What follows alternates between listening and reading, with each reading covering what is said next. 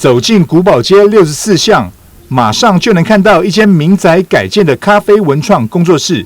虽然是在小巷弄内，不过庭园里面的装潢却是十分的温馨，而且不时还能看到有人在画图。原来是因为店主丁小姐本身就是艺术家，为了把家乡的美推广给更多人认识，所以特别把自己最爱的2项兴趣结合，在5年前开了这间阿纪咖啡创意工作室。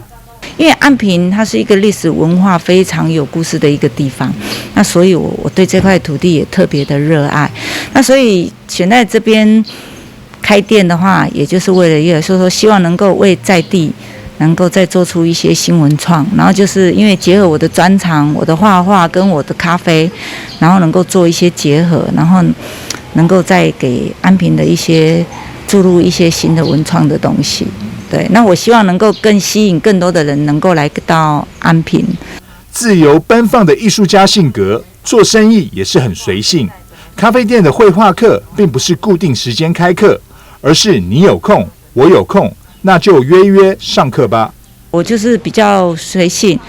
那我也喜欢说不要太硬性，说像外面这样子。那我大部分接的学生都是社会人士比较多，因为他们的时间上也可以来做画，就是说你不一定要在规定一个时间内。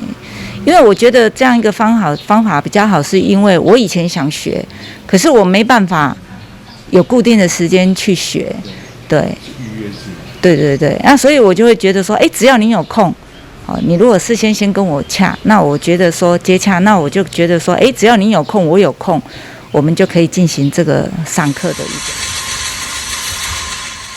手工炭焙的咖啡豆，艺术的学画体验，展店5年的时间，只靠着客人口耳相传，也让这间阿纪咖啡创意工作室渐渐在安平打响了名号。喜欢喝咖啡又想学画画的朋友，千万不要错过。